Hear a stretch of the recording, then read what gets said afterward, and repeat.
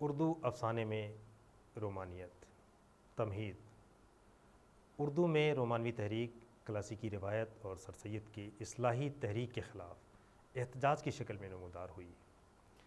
اس نے استدلالی برتری کے بجائے تخیل پرستی کے مسلک کو قبول کیا، افادی، تجرباتی اور حیاتی تعطل اور جمود کو توڑا، خشک، بے مزہ اور روکھی پھیکی نگارشات میں جذبات کی شدت اور احساسات کی گرمی پیدا کی، بوجھل اور اکتا دینے والی پابندیوں سے ماورا ہو کر فطرت کی حسین اور لامحدود وسعتوں کی طرف رجوع کیا، ذہن انسانی کی انفرادیت اور تجربے کی داخلیت کو واضح کیا، ذاتی محسوسات، ذوق حسن اور خوش مزاجی پر زور دیا، روایتی اور بندھے ٹکے اصولوں سے بے پرواہ ہو کر لفظوں اور محاوروں کی زیبائش اور آرائش اور اس کی شگفتگی پر بھی توجہ دی، مسجع و مرصع زبان کی میناکاری اور اسلوب بیان کی زبان کو اجاگر کیا کہ نثر بھی شاعری کا مزہ دینے لگی۔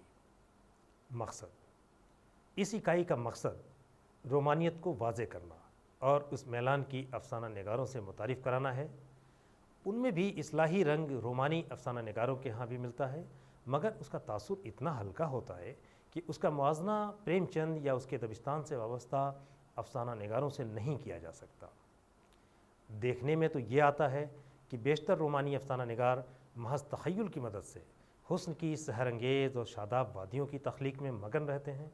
ان کی نظر تعلیم یافتہ طبقے کے اندر پیدا ہونے والی جزوی مسائل اور گھریلو زندگی کے معمولی پریشانیوں پر مرکوز رہی ہے۔ وہ ایک مخصوص طبقے کی ترجمان ضرور ہیں، لیکن ہندوستان کی اصل زندگی اور اس کے بنیادی مسائل کا شعور ان کی تخلیقات سے اجاگر نہیں ہوتا ہے۔ پھر بھی انہوں نے زبان و بیان کے ساتھ ساتھ اردو افسانے کو باقاعدہ انسانی نفسیات اور اس کی تہداری سے روشناس کرایا ہے اور پرپیچ ذہنی گرہوں کو کھولنے میں پہل کی ہے۔ جہاں تک رومانیت کی تعریف کی بات ہے تو لفظ رومان یعنی رومانس اور رومانیت یعنی رومانٹک کے اردو ترجمے پر غور کریں تو ان کے معنی رومانی داستان، تخیلی، جذباتی وغیرہ ملتے ہیں، اور عموماً اردو زبان میں ان الفاظ کی یہی مفہوم لیے جاتے ہیں۔ اب اگر ہم اردو ادب کے قدیم اور جدید ادوار کا جائزہ لیں تو یہ حقیقت سامنے آتی ہے کہ اردو کا تمام کلاسیکی ادب چونکہ تراجم یا دوسری زبانوں کے کلاسیکی ادب کو آزادانہ طور پر اپنائے گئے ادب پر مشتمل ہے، اس بنا پر اس میں رومانیت کا عنصر بدرجہ اتم ملتا ہے، جس کے اثرات بہت دور اور دیر تک نظر آتے ہیں، کیونکہ اس سلسلے میں شعری اور نثری ادب مسلسل دوسری زبانوں کی روایات کے ساتھ داخل ہوتا رہتا تھا اور آج بھی یہ عمل جاری ہے۔ اس طرح وہ روایات اردو ادب میں بھی شامل ہوتی رہیں اور تخلیق کو متاثر کرتی رہی ہیں۔ رومانی میلانات کے اہم افسانہ نگاروں میں سجاد حیدر یلدریم کا شمار ہوتا ہے۔ سجاد حیدر یلدریم مزاجاً آزاد طبع اور رومان پسند تھے۔ انہوں نے افسانوی ادب کے رائج فنی اور فکری ضابطوں سے کسی قدر الگ ہٹ کر اردو افسانے کی راہ نکالی۔ افسانے کی یہ نئی راہ بڑی حد تک ذہنی الجھنوں اور پریشانیوں سے مبرہ دلی جذبات، کیفیات اور احساسات کے ترجمان بنی۔ ان کے دو افسانوی مجموعے، پہلا خیالستان اور دوسرا مجموعہ حکایت و احساسات، ان کے جو افسانے بہت مشہور ہوئے ان میں خارستان و گلستان، صحبت ناجنس، سودائے سنگین، ازدواج محبت، آئینے کے سامنے اور افسانہ ہے عشق، یہ افسانے بے حد مشہور و مقبول ہوئے۔ وہ اپنے مسرور کن افسانوں کے ذریعے مرد اور عورت کو سماج میں ایسی محبت کا حق دلانا چاہتے تھے جو فطری ہونے کے ساتھ ساتھ رسم و رواج کے بندھنوں سے آزاد ہو۔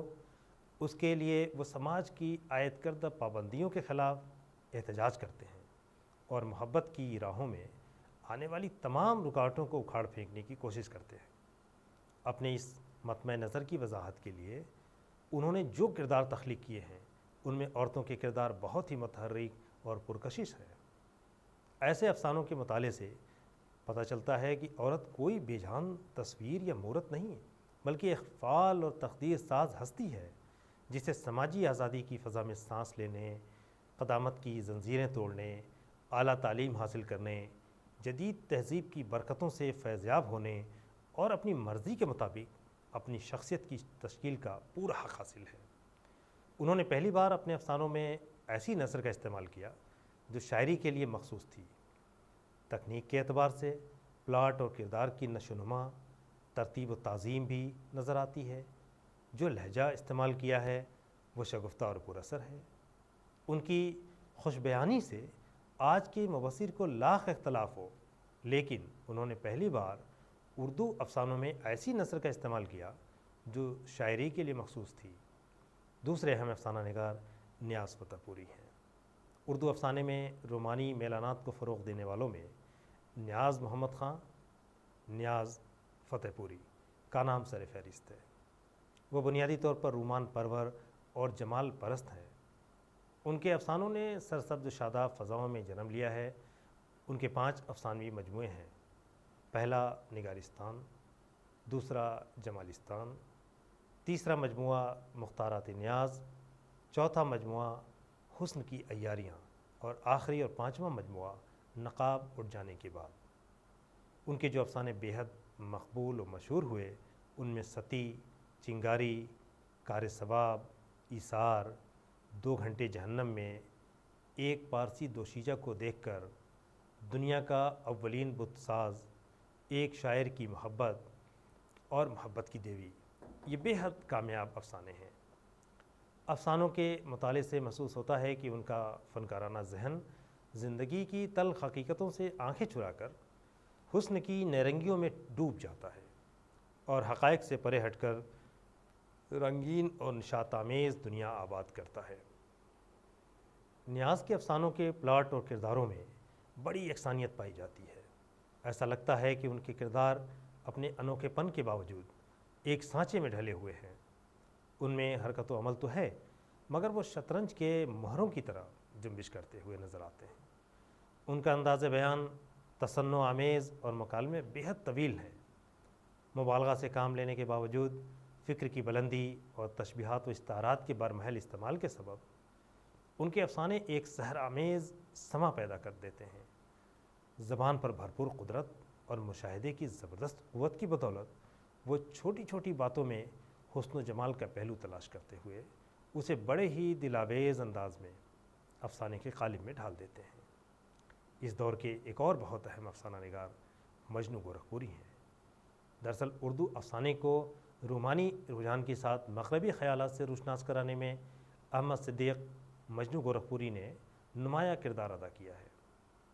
انہوں نے مغربی افکار و نظریات کا بخوبی مطالعہ کیا تھا، جس کی بنا پر ان کے افسانوں میں ہمیں مشرق کی فضا میں مغرب کی حسین رنگوں کا دلکش امتزاج ملتا ہے۔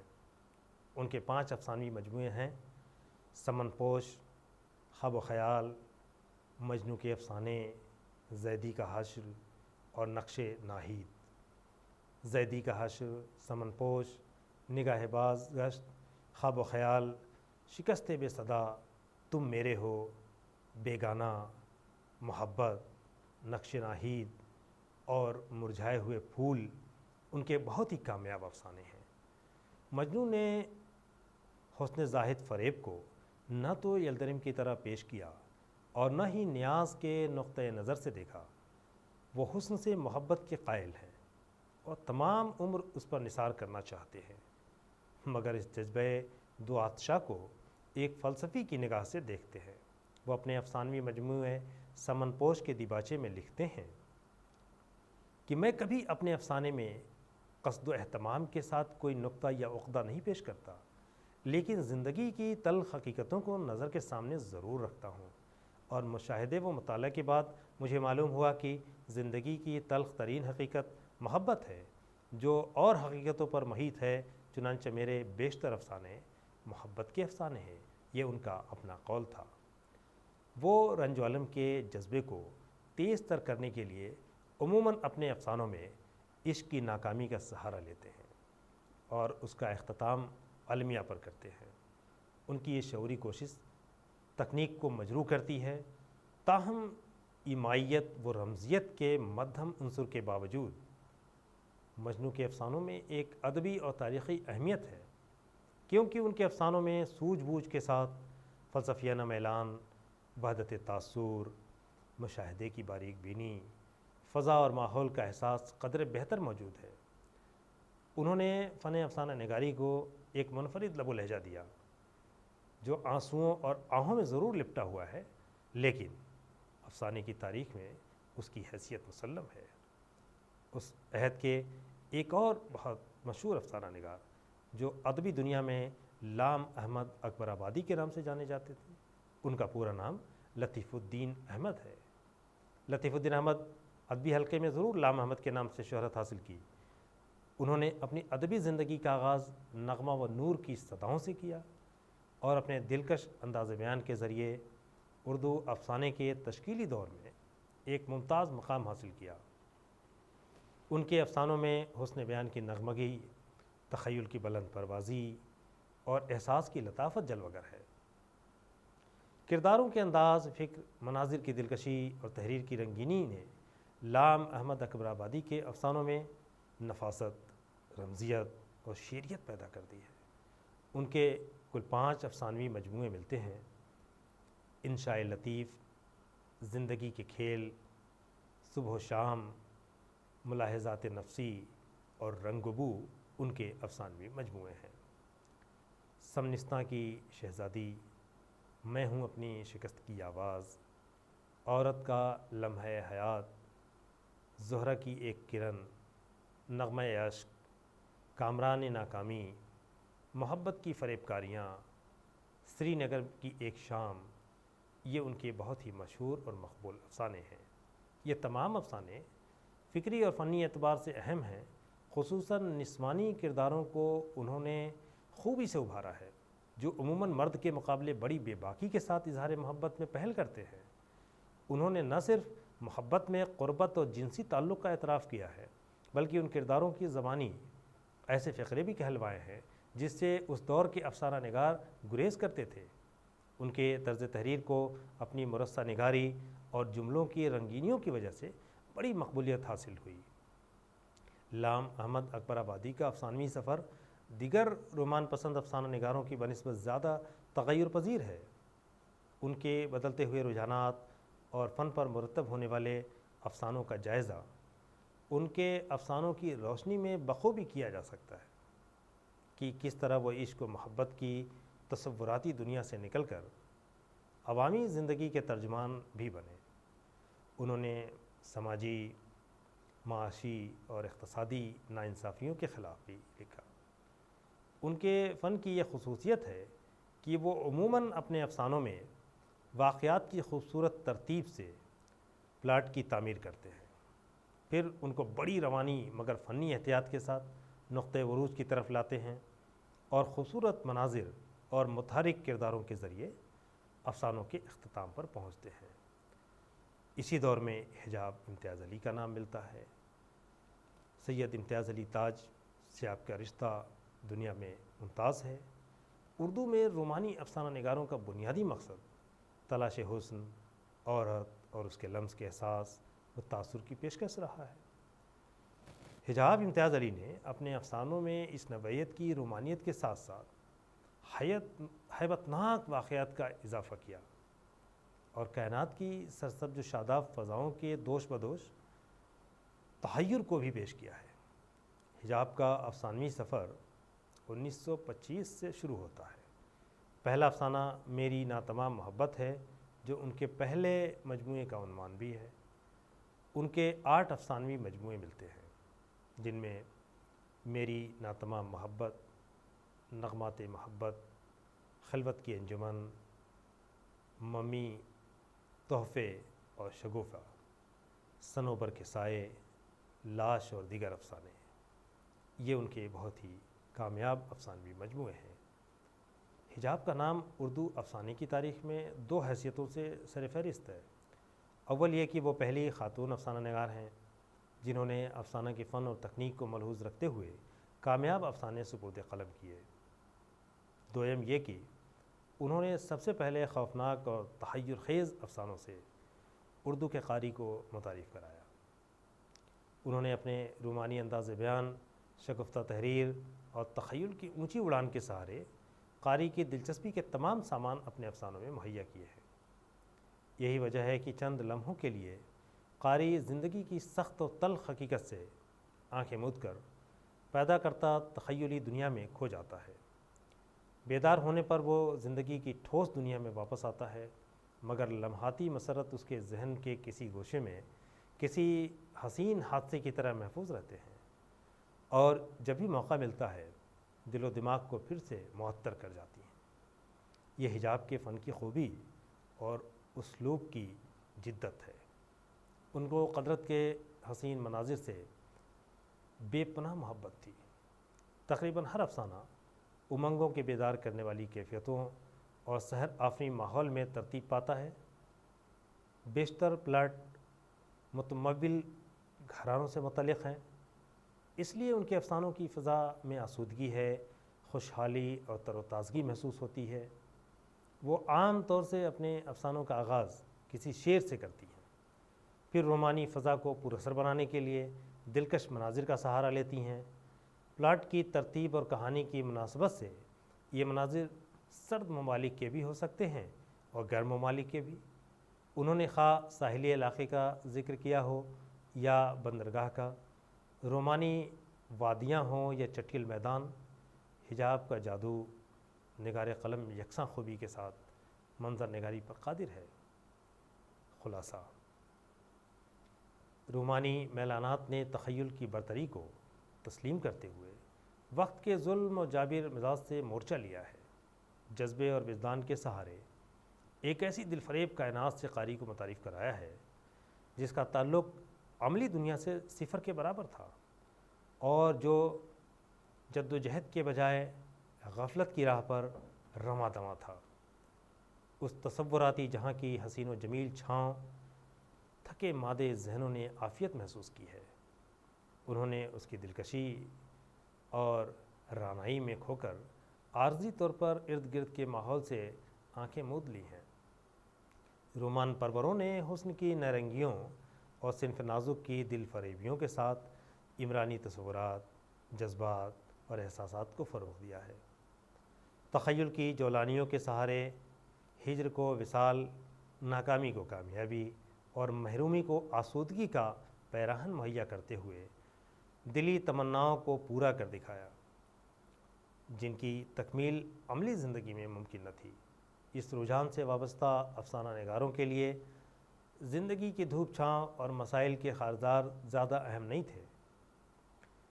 इनसे ज़िमनी सरोकार रखते हुए वो हुस्न की ऐसी सहरंगेज़ और शादाब वादियों के तख्लीक करते हैं कि क़ारी को दिल की धड़कनों की आवाज़ भी सुनाई देने लगती है। रंग व नूर की शादाब फ़ज़ाओं में मोहब्बत परवान चढ़ती और दो रूहें एक कालिब में ढलने को बेचैन नज़र आती। ऐसे रोमान अंगेज़ माहौल में मज़कूरा दबिस्तान से वाबस्ता अफसाना निगारों ने अगर कभी समाजी दुख दर्द, मुरव्वजा रसूम, बेजा क़यूद, ख़ानगी मामलात और ज़ाती ज़िंदगी के मसाइल को अपना मौजू बनाया तो भी हुस्न व इश्क की भूल भिलोइयों में ये मसाइल ऐसे उलझ कर रह गए कि क़ारी के जहन पर कोई देर पा तासुर कायम नहीं कर सके। जहाँ तक रोमानियत की तारीफ़ की बात है तो लफ्ज़ रोमान यानी रोमांस और रोमानियत यानी रोमांटिक के उर्दू तर्जमे पर गौर करें तो उनके मानी रोमानी दास्तान, तख़य्युली, जज्बाती वग़ैरह मिलते हैं और उम्मन उर्दू ज़बान में इन अल्फाज की यही मफ़हूम लिए जाते हैं। अब अगर हम उर्दू अदब के कदीम और जदीद अदवार का जायज़ा लें तो ये हकीकत सामने आती है कि उर्दू का तमाम क्लासिकी अदब चूँकि तराजिम या दूसरी ज़बानों के क्लासिकी अदब को आज़ादाना तौर पर अपनाए गए अदब पर मुश्तमिल है, इस बिना पर इसमें रोमानियत का उन्सुर बदर्जे अतम मिलता है जिसके असरात बहुत दूर और देर तक नज़र आते हैं। क्योंकि इस सिलसिले में शेरी और नसरी अदब मुसलसल दूसरी ज़बानों की रिवायात के साथ दाखिल होता रहता था और आज भी ये अमल जारी है। इस तरह वो रिवायात उर्दू अदब में भी शामिल होती रहीं और तख्लीक को मुतासिर करती रही हैं। रोमानी मैलानात के अहम अफसाना निगारों में सज्जाद हैदर यल्दरिम का शुमार होता है। सज्जाद हैदर यल्दरिम मिजाजन आज़ाद तबा और रोमान पसंद थे। उन्होंने अफसानवी अदब के राइज फ़नी और फ़िक्री ज़ाब्तों से किसी कदर अलग हटकर उर्दू अफसाने की राह निकाली افسانے کی یہ نئی راہ بڑی حد تک ذہنی الجھنوں اور پریشانیوں سے مبرہ دلی جذبات، کیفیات اور احساسات کے ترجمان بنی۔ ان کے یہ دو افسانوی مجموعے، پہلا خیالستان اور دوسرا مجموعہ حکایت و احساسات، ان کے جو افسانے بہت مشہور ہوئے ان میں خارستان و گلستان، صحبت ناجنس، سودائے سنگین، ازدواج محبت، آئینے کے سامنے اور افسانہ ہے عشق، یہ افسانے بے حد مشہور و مقبول ہوئے۔ وہ اپنے مسرور کن افسانوں کے ذریعے مرد اور عورت کو سماج میں ایسی محبت کا حق دلانا چاہتے تھے جو فطری ہونے کے ساتھ ساتھ رسم و رواج کے بندھنوں سے آزاد ہو۔ اس کے لیے وہ سماج کی عائد کردہ پابندیوں کے خلاف احتجاج کرتے ہیں اور محبت کی راہوں میں آنے والی تمام رکاوٹوں کو اکھاڑ پھینکنے کی کوشش کرتے ہیں۔ اپنے اس مطمع نظر کی وضاحت کے لیے انہوں نے جو کردار تخلیق کیے ہیں ان میں عورتوں کے کردار بہت ہی متحرک اور پرکشش ہے۔ ایسے افسانوں کے مطالعے سے پتہ چلتا ہے کہ عورت کوئی بے جان تصویر یا مورت نہیں، بلکہ ایک فعال اور تقدیر ساز ہستی ہے جسے سماجی آزادی کی فضا میں سانس لینے، قدامت کی زنجیریں توڑنے، اعلیٰ تعلیم حاصل کرنے، جدید تہذیب کی برکتوں سے فیضیاب ہونے اور اپنی مرضی کے مطابق اپنی شخصیت کی تشکیل کا پورا حق حاصل ہے۔ انہوں نے پہلی بار اپنے افسانوں میں ایسی نثر کا استعمال کیا جو شاعری کے لیے مخصوص تھی۔ تکنیک کے اعتبار سے پلاٹ اور کردار کی نشو و نما، ترتیب و تعظیم بھی نظر آتی ہے۔ جو لہجہ استعمال کیا ہے وہ شگفتہ اور پر اثر ہے۔ ان کی خوش بیانی سے آج کے مبصر کو لاکھ اختلاف ہو، لیکن انہوں نے پہلی بار اردو افسانوں میں ایسی نثر کا استعمال کیا جو شاعری کے لیے مخصوص تھی۔ دوسرے اہم افسانہ نگار نیاز فتح پوری ہیں۔ اردو افسانے میں رومانی میلانات کو فروغ دینے والوں میں نیاز محمد خان، نیاز فتح پوری کا نام سر فہرست ہے۔ وہ بنیادی طور پر رومان پرور اور جمال پرست ہیں۔ ان کے افسانوں نے سرسبز و شاداب فضاؤں میں جنم لیا ہے۔ ان کے 5 افسانوی مجموعے ہیں۔ پہلا نگارستان، دوسرا جمالستان، تیسرا مجموعہ مختارات نیاز، چوتھا مجموعہ حسن کی عیاریاں اور آخری اور 5واں مجموعہ نقاب اٹھ جانے کے بعد۔ ان کے جو افسانے بے حد مقبول و مشہور ہوئے ان میں ستی، چنگاری، کار ثواب، ایثار، 2 گھنٹے جہنم میں، ایک پارسی دوشیزہ کو دیکھ کر، دنیا کا اولین بت ساز، ایک شاعر کی محبت اور محبت کی دیوی، یہ بے حد کامیاب افسانے ہیں۔ افسانوں کے مطالعے سے محسوس ہوتا ہے کہ ان کا فنکارانہ ذہن زندگی کی تلخ حقیقتوں سے آنکھیں چرا کر حسن کی نیرنگیوں میں ڈوب جاتا ہے اور حقائق سے پرے ہٹ کر رنگین اور نشاط آمیز دنیا آباد کرتا ہے۔